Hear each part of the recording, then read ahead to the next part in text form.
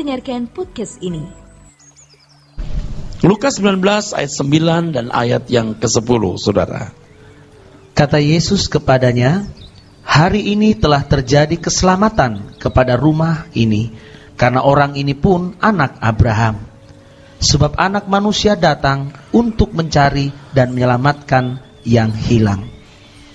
Yang membuat kita bertanya-tanya, mengapa Tuhan Yesus menambahkan karena orang ini pun anak Abraham? Jelas, Sakius itu orang Yahudi. Sedangkan kata Sakius atau nama Sakius itu sendiri jelas nama yang berbau Yahudi. Sakius dari kata Sakai. Sakai artinya murni atau sejati. Rupanya orang tua Sakius ini sangat mengharapkan anaknya menjadi Yahudi sejati. Tetapi ternyata, saudaraku, fakta di lapangan, kenyataan yang terjadi, Sakius tidak menjadi Yahudi sejati seperti konsep orang-orang Yahudi pada zamannya. Sakius menjadi kepala pemungut cukai. Itu berarti dia menjadi antek penjajah. Orang-orang Yahudi itu merasa direndahkan, merasa tersinggung, merasa terhina, merasa dizolimi dengan membayar pajak kepada Kaisar Roma. Sebab mereka sudah memiliki rule, law, hukum, peraturan memberi pajak ke bait Allah. Dengan perasaan kebangsaan sebagai umat pilihan Allah yang merasa lebih dari bangsa-bangsa lain, maka memberi pajak kepada Kaisar Roma itu penghinaan. Penghinaan bagi orang Yahudi. Saudara, mereka sebenarnya dengan terpaksa membayar pajak itu. Nah, bagi orang-orang Yahudi yang setia kepada Yahweh, yang loyal kepada bait Allah, mereka akan menganggap membayar pajak kepada Kaisar itu satu pengkhianatan kepada Yahweh dan bait Allah. Tetapi terpaksa mereka lakukan, sebab kalau tidak, mereka kenal betapa ganas, betapa sadis, betapa kejam Algojo Romawi ini. Saudara, oleh sebab itu kalau menjadi pemungut pajak, apalagi kepala pemungut pajak, waduh, itu dianggap sebagai orang berdosa. Jadi Sakius ini sebenarnya seorang yang terbuang, outcast, orang yang tertolak oleh lingkungannya, orang yang dicap sebagai orang berdosa.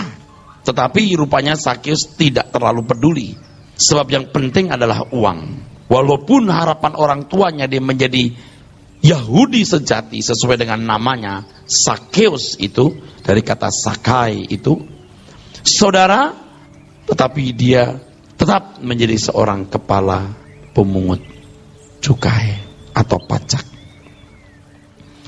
Sampai kepada satu perjumpaan dengan Tuhan Yesus, dan saya kira cukup bisa diterima kalau ternyata Sakius masih memiliki kekosongan dalam jiwanya, dan dia melihat bahwa sosok Yesus, sosok yang tidak sama dengan ahli Taurat, orang-orang Farisi yang mengasingkan dirinya.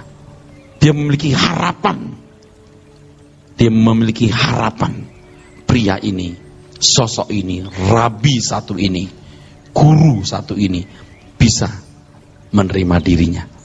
Dan ternyata kalau saudara membaca dari Lukas pasal 19 ayat 1 sampai 10, kalau saudara ikuti ya pembacaan ini, Sakius akhirnya bertemu dengan Tuhan Yesus, dan Tuhan Yesus memang membidik Sakius.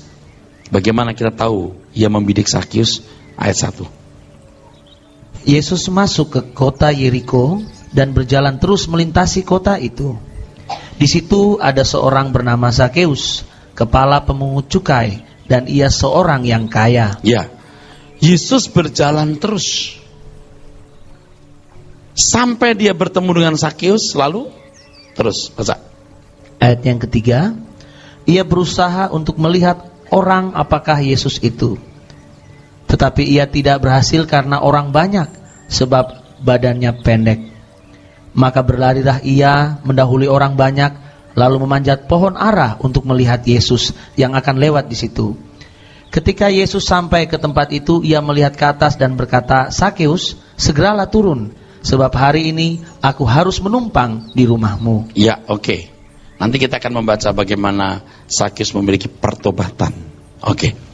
Saudara, dari pernyataan Tuhan Yesus tadi, ya, ayat yang ke-9, ayat yang ke-9 baca lagi. Kata Yesus kepadanya, "Hari ini telah terjadi keselamatan kepada rumah ini, karena orang ini pun anak Abraham." Nah, saudara akan melihat di sini dua hal penting. Yang pertama, siapakah Allah yang benar itu? Dan yang kedua, cara penyelamatan yang benar. Allah yang benar dan cara penyelamatan yang benar.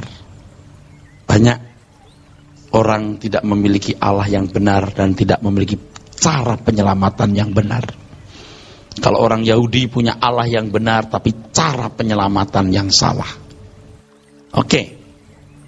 Mengapa Tuhan Yesus menyebut karena orang ini anak Abraham? Pertanyaannya, seandainya tidak, apakah tidak terjadi penyelamatan di dalam rumah itu? Coba ayat 9. Kata Yesus kepadanya, "Hari ini telah terjadi keselamatan kepada rumah ini, karena orang ini pun anak Abraham." Ya, jelas maksudnya jelas. Karena anak Abraham. Saudaraku sekalian, seandainya tidak, coba kita baca Yohanes 4 ayat 22. Yohanes 4 ayat yang ke-22. "Kamu menyembah apa yang tidak kamu kenal? Kami menyembah apa yang kami kenal." Ya, kami Sebab- kenal. Kami kenal. Kami kenal. Nenek moyang kami yang kenal. Allah Abraham, terus Ishak dan Yakub. Ucok, bukan Yakub. Jadi harus Yakub. Halo? Ingat, bukan Ucok, harus Yakub. Abraham bukan Ucok tapi Ishak dan Yakub, bukan lain. Betapa beruntungnya kita mengenal Allah yang benar ini. Mungkin saudara berkata, "Ya, Pak Elas Kristen sih ngomong begitu." Saudara kalau mendalami Alkitab akan terkagum-kagum. Memang Allah yang benar itu hanya Allah Israel. Allah Abraham, Ishak dan Yakub. Nah, Israel di sini tidak ada sangkut pautnya dengan Zionisme politis hari ini, ya. Jangan salah. Saya bukan antek Zionis. Saya bukan antek Yahudi. Saya hamba Allah Yehova, Allah Yahweh, Allah Elohim, Allah Sadra, Mesa, Abednego, yang sering dan selalu memproklamirkan diri sebagai Allah Abraham, Ishak dan Yakub. Jadi bukan Allah yang lain, Allah Abraham dan Ishak dan Yakub, jelas sekali. Jelas. Ini yang saya singgung beberapa waktu yang lalu. Yohanes 4:22 tadi, terus "Kamu menyembah apa yang tidak kamu kenal? ya, Kami menyembah apa yang kami kenal? terus. Sebab keselamatan datang dari bangsa Yahudi." Tuh. Ayat-ayat begini tuh nggak sering ditampilkan karena orang takut dikira antek Zionis, dikira antek Yahudi. Oh, saya bukan antek Zionis, saya bukan antek Yahudi, saya hamba Tuhan Yesus yang menyembah Allah semesta alam, yang menciptakan langit dan bumi, yang menyatakan diri sebagai Allah Abraham, Allah Ishak dan Allah Yakub. Percakapan itu terjadi dengan perempuan Samaria, orang yang memiliki darah campuran, darah Yahudi dan darah non-Yahudi. Sangat besar orang-orang Asyur. Kamu tidak kenal. Kalau kamu mengenal Allah yang benar, kamu harus tanya sama orang Yahudi. Sebab Allah semesta alam yang menciptakan langit dan bumi itu menyatakan diri kepada Abraham. Bukan kepada Ronggo Warsito, Joyoboyo, Kubilaikan. Tapi kepada Abraham, Ishak dan Yakub, yang kemudian kebenaran-kebenarannya diukir oleh Musa, orang Yahudi. Jadi keselamatan datang dari bangsa Yahudi. Tidak bisa tidak. Jadi kalau kita mau mengenal Allah yang benar, harus sepenuh-penuhnya lihat Alkitab Perjanjian Lama. Itu Allah yang benar. Adapun nanti cara penyelamatan yang benar, lihat Tuhan Yesus Kristus. Kata-kata ini jadi tajam di tengah-tengah bangsa yang memiliki pluralitas yang tinggi seperti di Indonesia. Tetapi sebagai pelayan Tuhan, saya hanya menunjukkan Alkitab berkata begitu. Dan saya mengatakan ini untuk saudara-saudara saya orang Kristen yang harus yakin benar bahwa Allah yang disembah itu Allah yang benar.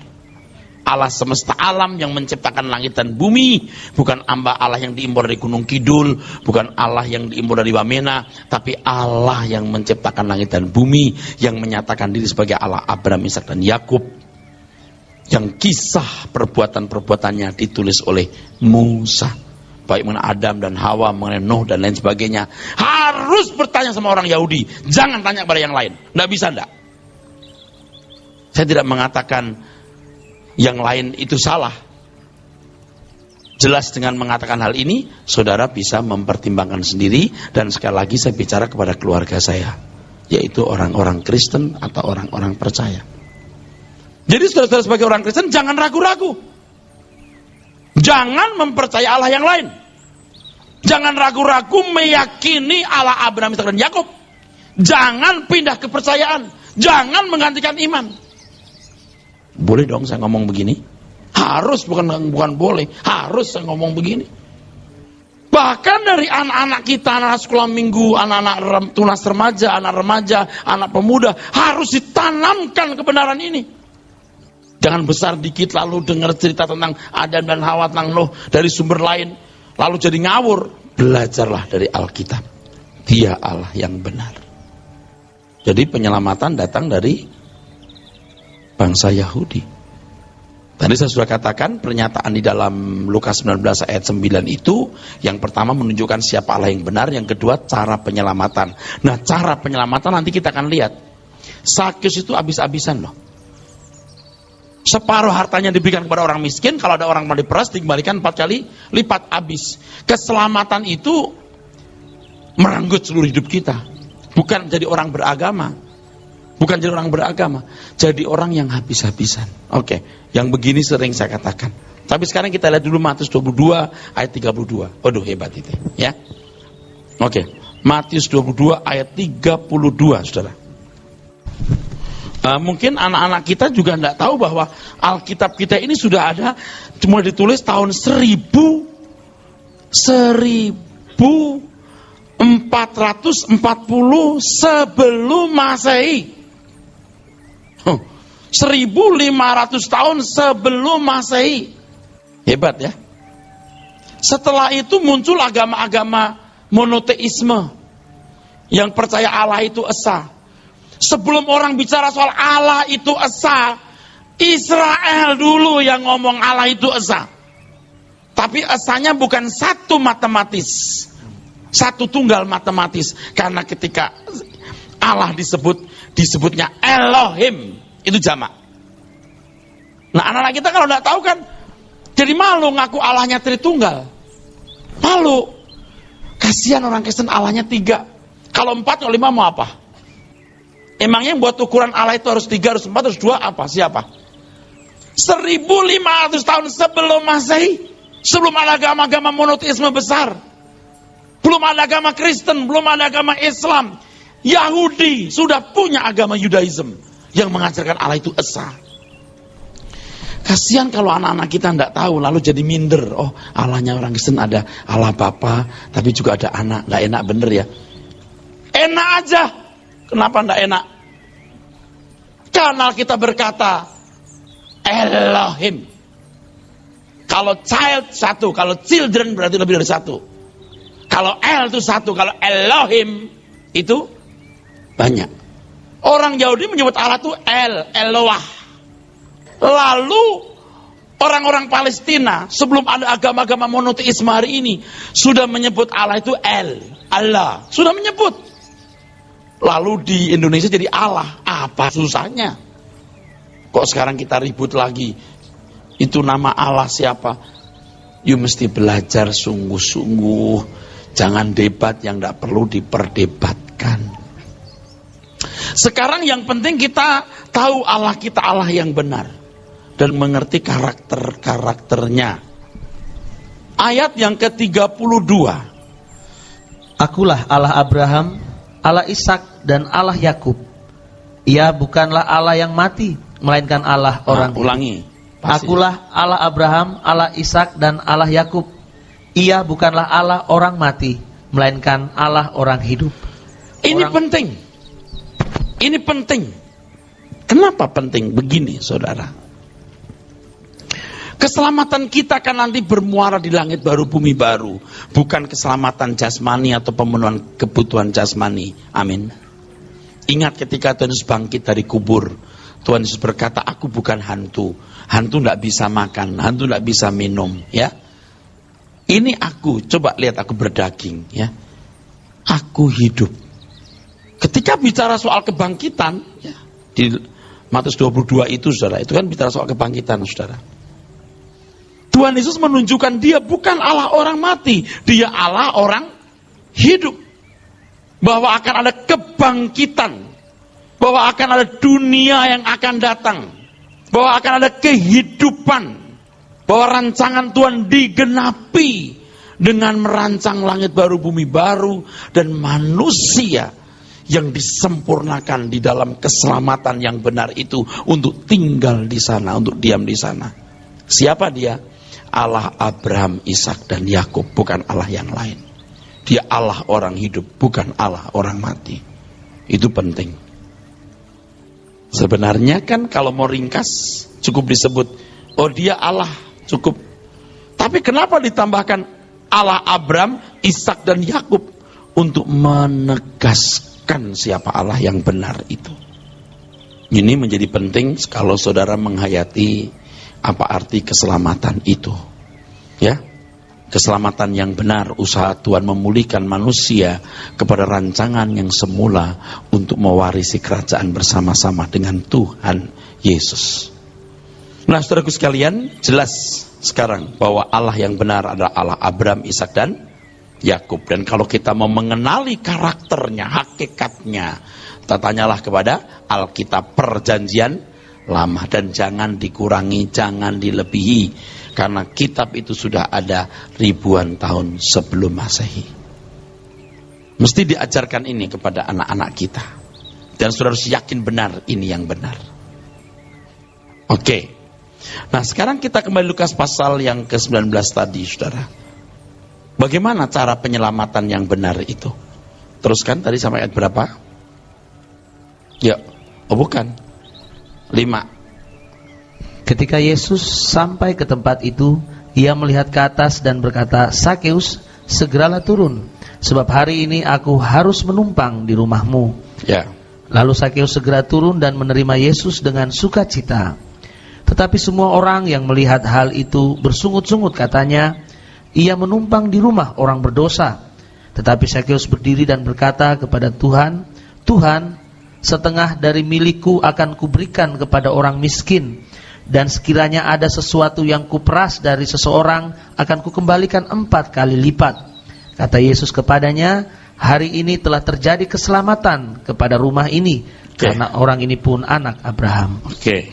Nah, pikiran singkat kita berkata begini, pertobatan itu seperti ini ya, radikal, lalu instan gitu. Saya tidak terlalu yakin bahwa ini terjadi secara instan. Hanya karena Alkitab tidak mencatat bagaimana pergumulan Sakeus di tengah-tengah gelora kekayaannya dan kekosongan jiwanya. Sampai seorang kaya bisa naik pohon di pinggir jalan, itu bukan hal yang biasa. Dan bisa dibayangkan selain pendek dia juga pasti gemuk. Betul nggak? Pasti gemuk. Rasanya kita lebih cenderung berkata gemuk. Kalau saya tanya kepada saudara, coba sekarang kalau kita mau voting nih, menurut saudara Sakeus gemuk atau kurus? Jangan terpengaruhi saya. Di mana belum ada bimbingan diet, belum ada tuntunan makan sehat, udah bisa diperkirakan lah Sakeus itu nggak mungkin kurus, nggak mungkin ya, kecil kemungkinan kurus. Pasti 70%, 80% akan berkata gemuk. Jangan-jangan 90% berkata gemuk. Sudah pendek, gemuk, tidak pernah naik pohon, punya harga diri tentunya sebagai orang kaya, sangat kaya. Tapi naik pohon. Kayaknya hanya orang gila kaya yang naik pohon. Pohon ara, buat apa? Kecuali orang miskin tidak bisa makan buah dan naik pohon ara. Sakyus bisa beli buah sebanyak-banyaknya. Tetapi Sakyus naik pohon demi melihat Tuhan Yesus. Itu kehausan yang lama. Gak mungkin sekejap kehausan yang lama.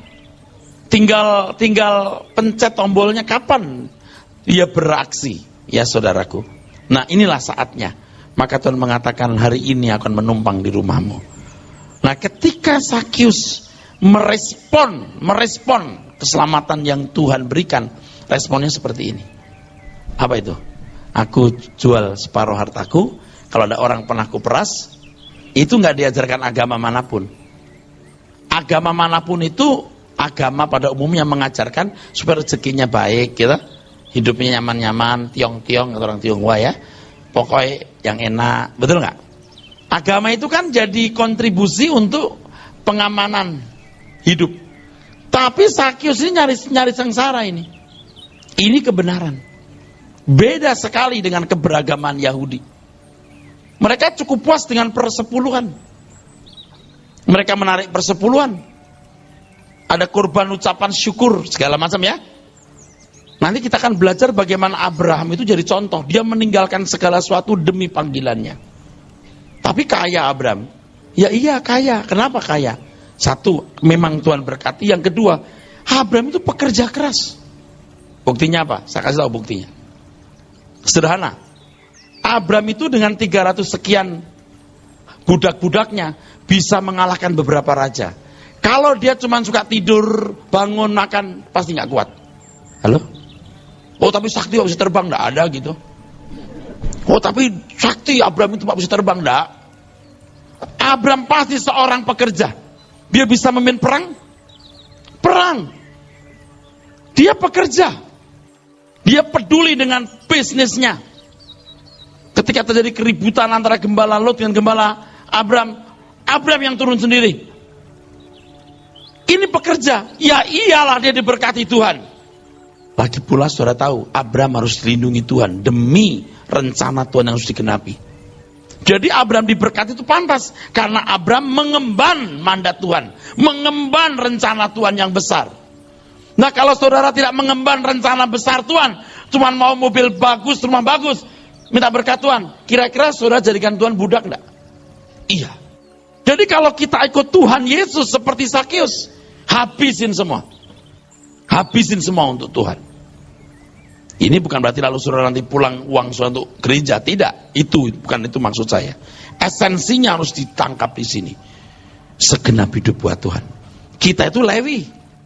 Kita orang-orang yang akan dipercayai Tuhan duduk semeja dengan Dia. Lewi tidak mendapatkan tanah warisan.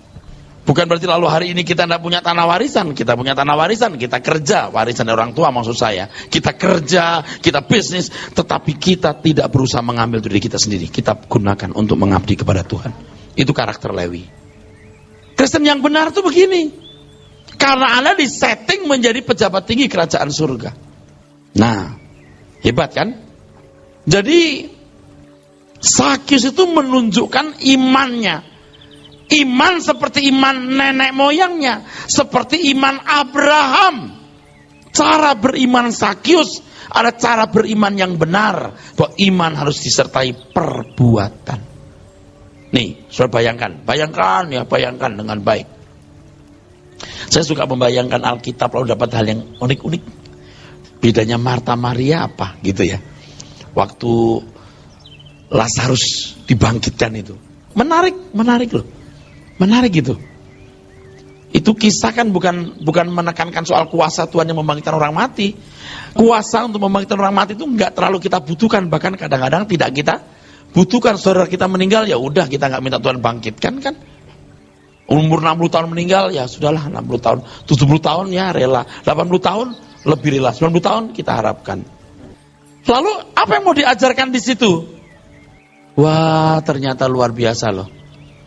Marta Maria itu beda-beda tipis kelihatannya, tapi beda-beda dalam. Sebenarnya bedanya dalam. Kalau Tuhan ada di sini, saudaraku tidak akan mati. Itu kata Marta. Maria juga ngomong begitu, tapi beda. Yang satu ngomong dengan bersujud menyembah. Wah, beda. Itu ada beberapa penjelasan yang luar biasa. Sekarang bayangkan kalau Sakyus menyambut Yesus masuk ke rumahnya, lalu kasih makan enak, tidur nyenyak, ya, terus kasih uang. Kalau sekarang ya sejumlah besar, buka cek bikin 1 miliar gitu ya, kan kaya raya nih. Udah cukup kali buat Yesus senang ya, tak? Tapi seandainya saya harus memberikan uang 1 miliar dari uang yang 10 miliar, ya toh? Tuhan gak bilang keselamatan terjadi di rumah ini. Dan jangan sudah pikir Yesus sudah datang ke rumah Sakyus karena Sakyus kaya. Jangan pikir begitu. Pasti enggak. Amin. Sakyus bisa memberikan 1 miliar untuk Tuhan Yesus dari 10 miliar uangnya. Disambutnya dengan ramah, dibuatnya pesta yang meriah. Cukup kan? Itu agama sampai di situ. Tapi kalau keselamatan dalam Yesus Kristus seperti Abraham, tidak ada yang disisakan sama sekali. Yakobus 2, 21-22. Kamu lihat bahwa iman bekerja sama dengan perbuatan-perbuatan, dan oleh perbuatan-perbuatan itu iman menjadi sempurna. Terus dengan jalan demikian genaplah nas yang mengatakan, lalu percayalah Abraham kepada Allah, maka Allah memperhitungkan hal itu kepadanya sebagai kebenaran. Karena itu Abraham disebut sahabat Allah. Coba, seandainya saudara jadi Abraham, Anda punya anak satu-satunya namanya Ishak. Ingat ya, Ishak, bukan Ucok. Lalu Abraham suruh milih separuh hartanya atau Ishak. Kira-kira Abraham pilih apa? Saudara jadi Abraham pilih mana? Separuh kekayaannya diambil atau Ishak yang diambil? Halo? Hartanya 100 miliar. Oke. Ishak atau 80% dari 100 miliar hartanya. Kira-kira Anda pilih mana jadi Abraham? Tetap anak. Oh, jelas itu sih. Pilih seluruh hartanya atau Ishak? Tetap Ishak. Jadi Ishak itu hartanya yang paling termahal. Itu yang diminta Tuhan. Kalau kita baca di Yakobus itu, karena ia mempersembahkan anaknya Ishak, betul nggak? Dan itu dikatakan sebagai kebenaran. Kalau cuma 1 miliar dari 10 miliar, belum. Halo? Belum. Sakyus itu punya iman yang benar segenap hidupnya. Itu saya baca di beberapa penafsiran Alkitab. Sakyus jadi miskin, mendadak tidak punya apa-apa. Mendadak Sakyus jadi orang ya nggak miskin atau miskin sekali, tidak sekaya raya sebelumnya. Jadi miskin. Bisa. Dalam ukuran seorang kepala pemungut cukai dia miskin. Punya Allah yang benar, tidak cukup. Juga penyelamatan yang benar.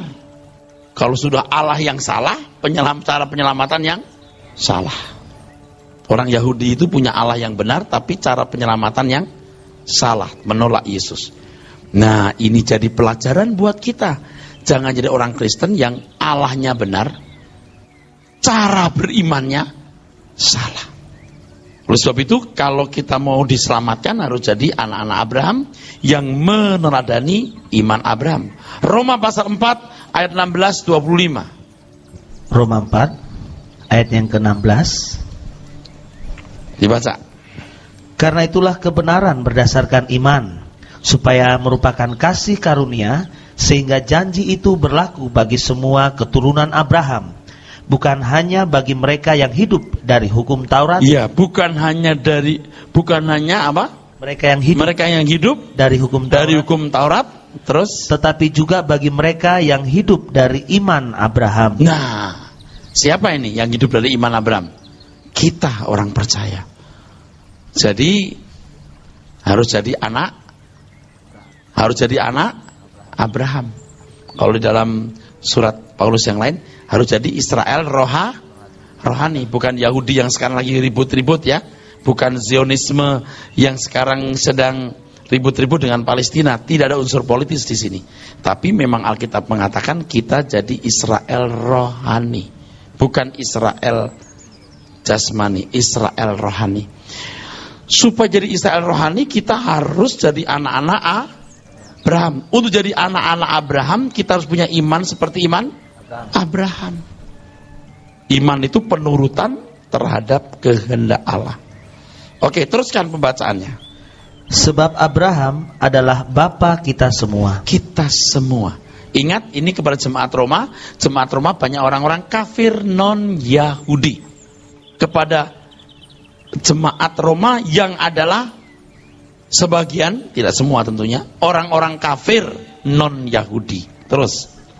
Seperti ada tertulis, engkau telah kutetapkan menjadi bapa banyak bangsa di hadapan Allah yang kepadanya ia percaya, yaitu Allah yang menghidupkan orang mati dan yang menjadikan dengan firman-Nya apa yang tidak ada menjadi ada. Membangkitkan orang mati, menghidupkan orang mati. Dia Allah yang hidup, bukan Allah orang mati. Ya, di luar itu Lucifer. Terus. Sebab sekalipun tidak ada dasar untuk berharap, namun Abraham berharap juga dan percaya bahwa ia akan menjadi bapa banyak bangsa menurut yang telah difirmankan. Demikianlah banyaknya nanti keturunanmu.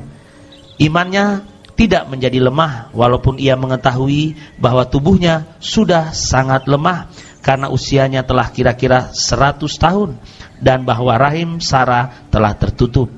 Tetapi terhadap janji Allah ia tidak bimbang karena ketidakpercayaannya. Malah ia diperkuat dalam imannya dan ia memuliakan Allah. Oke, nanti dibaca lagi hebatnya iman Abraham ini, saudara-saudara sekalian. Nah, saudaraku sekalian, jadi kita harus terhisap menjadi anak-anak Abraham, terhisap menjadi keturunan Abraham oleh karena iman. Oleh sebab itu anak Abraham yang benar adalah orang-orang yang memiliki iman seperti Abraham.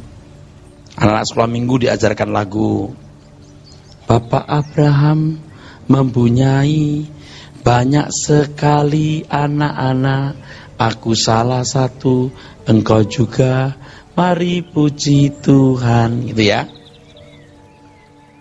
Terus ya, masuk remaja nyanyi begitu juga, aku anak Abraham. Terus, yang saya takut saudaraku sekalian, status anak Abraham itu, maksud saya ucapan anak Abraham itu hanya status, tapi bukan karena iman. Ingat di Yohanes pasal 8, 31, 32, 33 berikutnya, saudara membaca, orang-orang Yahudi berkata, kami ini anak Abraham, kami bukan lahir dari zina. Tuhan Yesus mengatakan, kalau kamu tetap dalam firman-Ku, kamu benar-benar adalah murid-Ku. Kamu akan mengenal kebenaran. Kebenaran akan memerdekakan kamu. Jadi kamu merdeka bukan karena kamu anak Abraham. Kamu merdeka karena kamu mengenal kebenaran. Makanya untuk jadi anak Abraham harus mengenal kebenaran. Kebenaran Alkitab yang benar, yang murni. Sehingga menjadi pelaku firman yang all out. Dan menurut saya, orang yang tidak mengerti kebenaran firman Tuhan tidak berani all out, tidak berani seperti Sakeus, tidak akan berani seperti Abraham. Tidak akan berani. Nanti ya seperti bangsa Israel, merayakan kebesaran Tuhan karena punya kepentingan pribadi. Memuji-muji Tuhan karena punya kepentingan pribadi. Beda dengan anak Tuhan. Ingat, kita membutuhkan Tuhan bukan karena kita membutuhkan suatu kebutuhan atau keperluan. Kita membutuhkan Tuhan bukan karena suatu kebutuhan. Kita membutuhkan Tuhan justru karena kita tidak membutuhkan apa-apa kecuali Tuhan. Itu Kristen yang benar. Jadi kekasih, jadi mempelai. Beda sekali kelasnya dengan orang Yahudi. Beda sekali. Nah, sedihnya hari ini banyak orang Kristen yang merasa sebagai umat pilihan. Israel rohani, anak Abraham, tapi tidak memiliki iman Abraham. Sama seperti orang-orang Yahudi di Yohanes pasal 8. Baca supaya tahu 31, 32 dan berikutnya. Maka katanya kepada orang-orang Yahudi yang percaya kepadanya, jikalau kamu tetap dalam firman-Ku, kamu benar-benar adalah murid-Ku, dan kamu akan mengetahui kebenaran, dan kebenaran itu akan memerdekakan kamu. Jawab mereka, kami adalah keturunan Abraham, dan tidak pernah menjadi hamba siapapun. Bagaimana engkau dapat berkata, kamu akan merdeka? Kata Yesus kepada mereka, aku berkata kepadamu, sesungguhnya setiap orang yang berbuat dosa adalah hamba dosa. Dan hamba tidak tetap tinggal dalam rumah, tetapi anak tetap tinggal dalam rumah. Jadi apabila anak itu memerdekakan kamu, kamu pun benar-benar merdeka. Ya. Jadi anak itu harus memerdekakan kamu. Bagaimana caranya?